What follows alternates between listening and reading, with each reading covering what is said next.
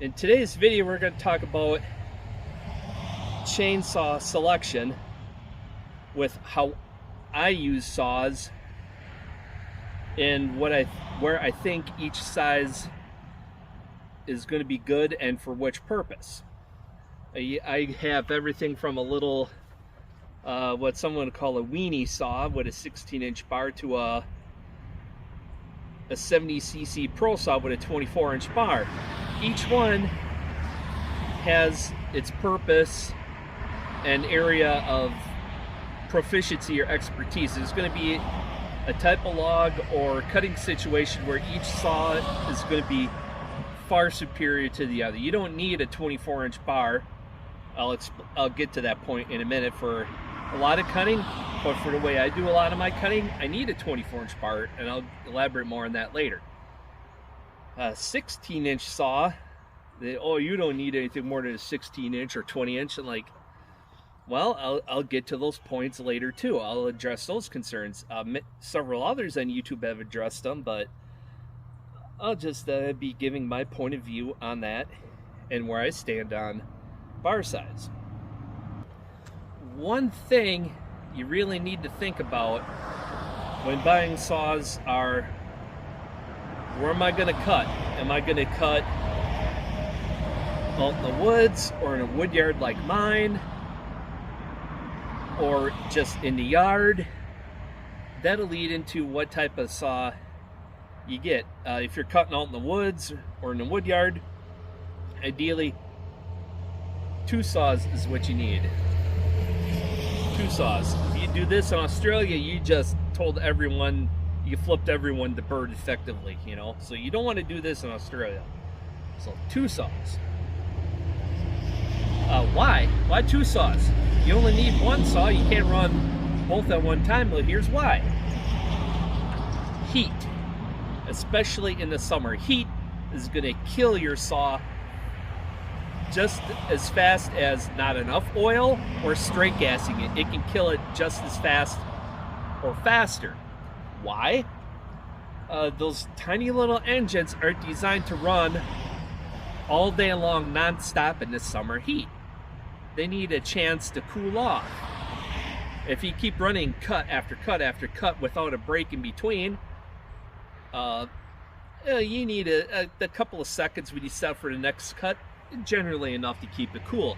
But at the end of the tank, run on that tank of fuel is where it's going to need, it's preferable to let the saw cool off for a while. So you just grab the next saw. That's why you, ideally 2 saws. Say you have a limbing saw, you brush everything out, and then you go on to your bigger saw to do the cutting. You know, sometimes the brushing saw is going to be your basic limbing saw, like this NH843, a clone of the Husqvarna 543 XP. Yes, I know I got to clean the air filter on this one because I just got done filming that video. So it's best I leave the air filter cover off so I remember to clean it. I'll just do this for filming purposes, put it back on just for show you where this saw is really good. Now this saw is a clone of the 543 XP. It's great for general brushing out where it's not too brushy, where a rear handle is not in the way. It's great for when you're limbing, you know, at waist high or up to here. I don't want to go above chin level because then it becomes really unsafe. Then the saw gets insanely heavy once you get up to here. It's very heavy when it gets up to here compared to down here. It's a lot of strain on your shoulder joints. And where I don't like using it is bucking on the ground. I got, you know, if I go straight down, I got a few inches before I hit the ground, but for me to get to the ground or just to the ground, I gotta bend way over, and that's gonna give me a backache. Well, you can kneel down and like, yeah, but then that's more up and down, wear and tear on my back and knees. because I'm still rehabbing my back after 20 years of truck driving. You know, it gets weak. So this saw is absolutely perfect for, this size saw is absolutely perfect for brushing out on small limbs. I would say 8 to 10 inch on limb size for this. Otherwise, it's time to step up to the next size saw. This saw is my Neotech NCS 5800. Neotech, I had 5800, then he relabeled it as 6200. That has nothing to do with the actual engine size. A lot of people measured these and they could be actually 54.5 cc's. So the numbers are a little misleading depending on the company. The only way to know is to take the saw apart, pull your cylinder off, and measure the cylinder bore, and then you got to measure the stroke. So, you know, that's not easy to do. You have to know what you're doing to measure it. So some of these could be 54.5 cc's, and this one could actually be a 58. I won't know for sure without measuring, but I've been told that's what these Zenowa clones are. Zenowa is a professional grade brand of chainsaw in Japan. This little saw has a 20-inch bar. It's still fairly sharp. It needs a... Oh, yeah, this one will be fine for the next tank of gas. This saw is really good for general sized firewood. Say in the 12 to 16 inch range tops is where I like to run this when bucking logs. No more than 16, because then it starts to cut slower than the next size up. Actually, this would be classified as a farm and ranch saw, not a pro saw. So a 60 cc pro saw would be the next size step up in power and performance. But this saw, I can get close to the ground. You know, I can cut, you know, let's say through a 12-inch log, a little more than halfway through or 3/8 of the way through, or a 20-inch log I could cut over 3/4 of the way through, roll it, do it over. It's still not too heavy to run at waist high for cutting logs like in a pile. I'll take the camera over and show you with a couple of the saws how I work a log pile, or I'll go over there. I haven't decided yet. That's the nature of this. Oh boy, I'm crazy. Anyway, this saw is a perfect one to run all day long. For me, I could probably run the saw all day long. It's just a matter of being frustrated with the fuel economy. Not necessarily that it has a small tank or it sucks fuel, but it just doesn't have the runtime on a tank like the big Pro Saw does. You know, you can run that for 35 minutes, and this one you're looking at 15 to 20, I think. I'd have to look back in my videos, but overall, the average homeowner or firewood cutter, if you're just doing your own firewood, you don't need a 70 cc Pro Saw like the next size up I'm going to show you. 50 to 60 cc chainsaw is all you need. If you have a 50 cc saw with a 16 or 18 inch bar, and you pair it up with a 60 cc class saw with a 20 or 24 for cutting firewood, those are the two saws you only need. Especially for homeowners, you really don't need anything bigger. But some homeowners, if you're just doing the limbs out in the yard, get a battery saw. I have one of those. I just don't have it with me today because, you know, I don't use it for this type of work, and it's just painful to use when you're trying, you know, to do firewood production with a battery saw. It's just not fun. But around the home, battery saws are a really good option. On to the next saw. Here is big boy saws. This is the Husqvarna Pharmatech G372XP clone saw, 71cc Pro Saw. If you notice something a little different, it's got an orange tank.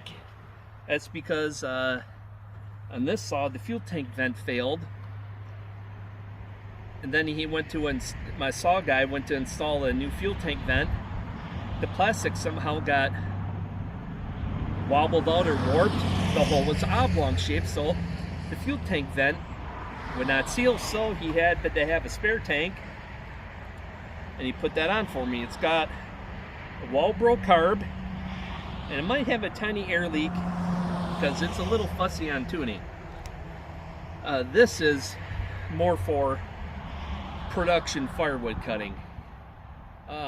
Compared to OEM, like compared to my 572 XP, this runs about 20 minutes on a tank, when that 572 XP runs about 30 to 35 minutes, depending on how much idle time you use and how big a wood you're cutting, because the bigger the wood, the faster it's going to suck the fuel out because you're running it wide open. This saw has a 24-inch Oregon bar. For the way I cut logs at this point, I'm barely leaned over. I'm just leaned over enough to see, you know, what I'm doing with the saw. If I'm standing upright, I have a painful crick in the neck, so I just got to lean a little bit forward at the shoulders, not the neck, middle of the back maybe, and I can see where I'm cutting. If I wanted to, I can hit the ground, but from experience, you know the angle that you need to be at and not hit the dirt. And I still hit the dirt once in a while. It's either a chunk of dirt on the log, or I'm not paying attention to what I'm doing. And the bigger the log, the harder it is to see the other side and what you're doing. And I'll show you techniques with the 20-inch saw in the next video on bucking the log, bucking big logs. I picked it up from observing Bucking Billy Ray, how to do big logs, and he does monster Doug fir and other softwoods. We make fun of the West Coast guys, call it West Coast hardwood, you know, Doug fir, but that's a really good wood. They just have massive trees because they have the weather and the climate and the tree types that grow really huge out there. A 28-inch bar is considered a small bar out west, but around here, 24-inch bar is all you need. And for weight, it's still all right to cut at waist level, but as soon as you get above waist level, it becomes insanely hard on my left shoulder to hold up for any length of time. So unless it's a big log where you can let the weight of the log, the weight of the log hold up the weight of the saw, it is not a fun time cutting, you know, in this position, you know, on a log. Waist level or down is where you want to cut with saws this heavy. This is probably in that 20-pound range with the bar, with the regular bar. The 572 XP, which is the next saw, it's quite a bit lighter. It's probably 1.5 pounds lighter than this one, and I'll explain why that saw is a little bit better than this one. But if you want a good saw, some of these 372 XP clone saws, non-X torque ones, Husqvarna made an X torque version of this. I don't know if they still make it. They might have discontinued it because it wasn't that popular. But this saw is a tried and true design. I mean, when you have it tuned right and everything runs right, this saw is an absolute beast for cutting firewood. And when these saws run right, you could be shooting chips, you know, 20-25 feet behind you with a good chain, with a new chain, and have a razor sharp beam. It'll send chips flying a long ways. Now for my biggest and baddest saw that I personally own, this bad boy Mama Jamma Husqvarna 572 XP. I could tell it's a lot lighter in the power head. We're talking probably at least 0.5 pound difference in the power head, but the key is the lightweight bar. And those of you new to chainsaws are wondering, why is that bar upside down? Well, every time you change the chain or take the chain off for whatever reason, you flip the bar. Why? Because a lot of the times all the wear and tear is on the bottom side of the bar, and you flip the bar to provide even wear and make the bar last as long as possible. Now this 24-inch bar you're looking at in the $100 range, you want to make sure you make that bar last as long as possible by rotating it. And if the tip happens to wear out or you bend it, the tip is replaceable. And more on this saw, it is my favorite saw to run when I want maximum production. It's if I'm cutting bigger stuff. If I'm doing smaller stuff, actually I prefer my Neotech 50 and 100 for that. Well, for one, it's the weight of the saw for the size of the wood. If I'm doing this big pine all day, I probably want something even bigger than this, like a 390 or 395 or a 592 with a 36-inch bar, just cut through it in one shot, you know. But this saw, if you're a homeowner, this is definitely all the saw you're ever going to need. You're not going to need anything bigger unless you're doing ginormous wood. Your property is covered in 4-foot diameter trees, and you're cutting those, you know, you're cutting that stuff all day long, you know, several times a year. Then you want to go up to the 90 class. This 71cc saw has auto tune. You never have to tune the carb. And if it goes out of tune, mainly because of weather, if you have like a 20-30 degree temperature swing, might take a cut or two in small stuff, or 3 or 4, to retune itself. So, but then it'll run perfect. Other things I like about this saw is that it's really good, comfortable ergonomics. I like how this saw handles, especially if I'm cutting a log that's at a slight angle to me. Say, like, you know, normally you want to cut like here. Well, if you have at an angle to the log where the log is running a little bit this way, this saw has the perfect hand grip for that. So, you know, if you want to cut straight, you know, from this angle, you want to cut a log straight in front of you, you want a handle that is more straight. You can tell this one is angled. It's mainly because of cutting like this. It's a natural feel when you're this way, but when you're this way, it doesn't feel that great. So either you got to change your body position to work with the saw, or you got to get a different saw entirely. So this one, you're going to be spending more on this saw than the other three combined. This is in that $1,100 price range.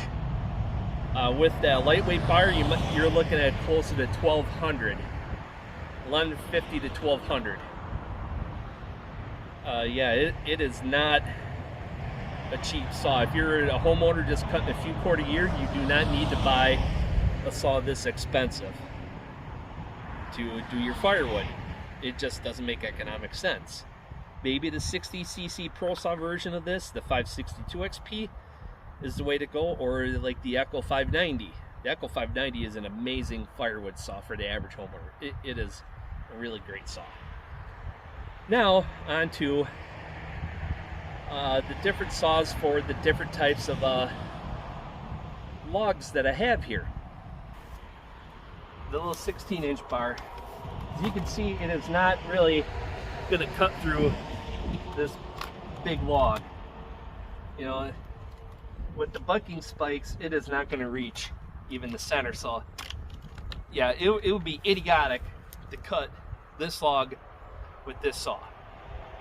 If you jump a log pile like this saw might be ideal because you're going to be moving around a lot. And, you know, it'll cut. This is the size log that this saw was meant for. You could cut this size log with this saw all day long, especially at this height. Even if it's 6 inches, 8 inches off the ground, like it's in the top of other logs, this saw will do most of this pile. Even some of this stuff that's cut more or less the length already, I'll probably run my bigger saw to trim them the size, or I'm going to cut them in half once for solo stoke wood. Yeah, I'll use this saw and a lot of this size stuff. Same for the NCS 5800. That saw will do that big log, but that saw will do all the small stuff. It'll handle everything in here except for of the stuff that's over, you know, that 18-inch range, because even if it says 16-inch, it could be 16 inches to here, or it could be 16 inches to here, and I'll do more about that in a future video. If I were cutting today, I wouldn't want to be cutting in the shade, because out there in the sun, it's too hot already to cut. I mean, I'm just sweating like crazy. And now, where this saw is okay to work a log pile, I'm gonna have to roll these logs down for safety and stability. Why? Because, you know, you cut the wrong piece, oh, you know, and the log just rolls like that. Same for these. You gotta watch what you're doing. This is not a beginner style of cutting in the log pile. I watched a lot of people do it, mainly Chris in the Woodyard from his early days in his channel. He's where I learned how to buck logs in a pile, just by watching his videos, and I see him in action. That guy is an animal. Yeah, this is an advanced cutting technique, but if you especially if you put a third skid log down when you have your log guide drop off logs, then you can pretty much buck the whole log up and not have it drop down because of weight in one part or the other. You always have the spot you want to cut pretty much up off the ground. So where this saw becomes a problem with the 16-inch bar is when you're starting to cut here, because if you know you move all these logs, so you have all these cut up, you move them, those logs are going to roll. So you might be wanting to mitigate chances of logs rolling down on you, so you're going to be reaching way out here. Well, where that's a problem is because of the 20-inch bar. I can't reach and cut these without a severe amount of back strain, and that's where you want at least a 20-inch bar. So looking at this log here, I can cut 3/4 of the way through it unless I lean way over like this. That's a lot of back strain. A 20-inch bar might let me cut all the way through this log in one shot without really leaning over. Now a 24-inch bar, I could stand back here full upright and cut every spot on that log, even reaching over all these. I can cut everything, well, except for the tip of that log that's holding the rest of that up.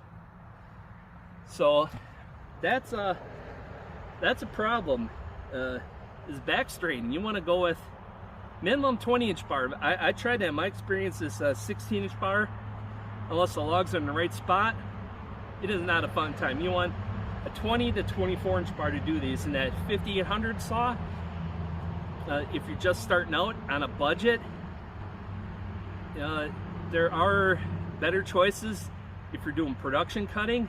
But if you just want to get started out and not spend much money but want a new saw, that saw and this one are two great options to get started, because you have two saws for less than the price of the Echo 590.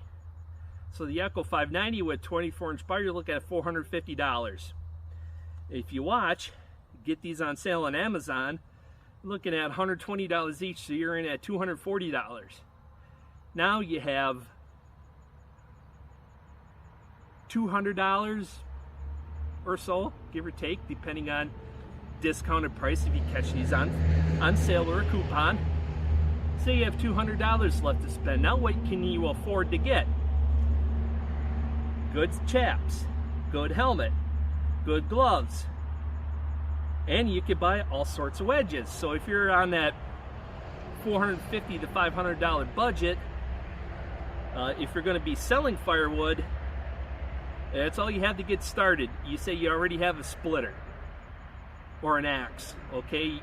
That we're not counting that into the equation. Then you got to bump it up to $2,000 budget if you got to buy a splitter. So if you're in that $450, $500 range, a cheap saw like this, or a used OEM saws, if you can find cheap and good ones, that's my best recommendation. And then you have you know, a 16-inch saw. You have that 5800 with the 20-inch bar. Absolutely perfect for most light duty cutting. If you're only cutting a few cords a year, that's all you need. That's all you need are those two saws. It's going to be a little harder to find parts for that 5800, but they're all over Amazon under Zenova 5800 saws. You can get pistons and all that all day long. But if you want to make the next step up and you got a bigger budget, I go with the Echo 590. That is a hell of a saw, and you could cut hundreds, if not thousands, of cords of wood before that saw is going to wear out. I mean, that motor will not wear out as long as you take care of it.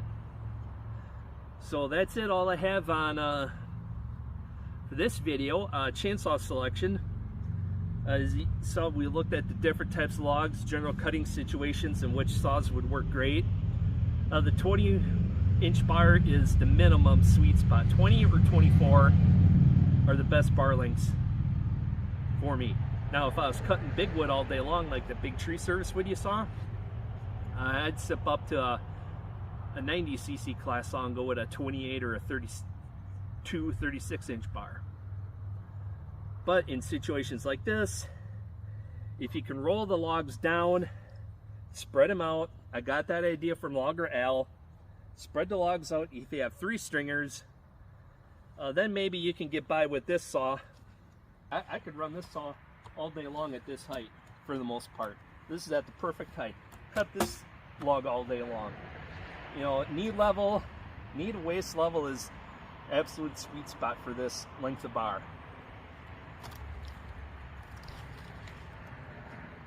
So that's it, folks, for this video. I hope you learned a lot in this one. And I really enjoyed making this video and the last one. It's just been a lot of fun for me bringing this series of videos to you so far. And I'm just excited to bring it out. And, you know, I find that if I'm passionate about the video or really enjoy the subject matter, I'm going to do a better job for you. A lot of times when I do my production videos, I'm just not in the mood to really talk or explain things. These couple of videos, I've taken the time. I decided to slow my roll, just have fun with making videos. And that's what YouTube should be about, making videos and having it fun. Otherwise, it is literally another job to do these videos. You look at some of these content creators, they're spending hours to film a 10 or 15 minute video. You know, that's setting up the camera angles. You could have 2, 3, 4 hours of editing on a single 10 to 15 minute video by putting multiple cameras together. So a lot of them are doing an insane amount of work to bring you great content. So give them a thumbs up and a thank you for doing high quality videos, doing a great job. Like Back 40 Firewood, Chris in the Woodyard, he does a lot of his videos. He does a great job explaining things. In production, he just goes. You know, he just goes. Back 40 does a great job explaining things too. He's another good one to learn from. And I hope you stick around and learn from me too, as I'm always learning. Even though I have a PhD in firewood, firewood doctor, get it? Not a real doctor, but I am always learning, and if you stop learning, you're not growing. So until next time, folks, take care, get out there, do something, have fun doing it.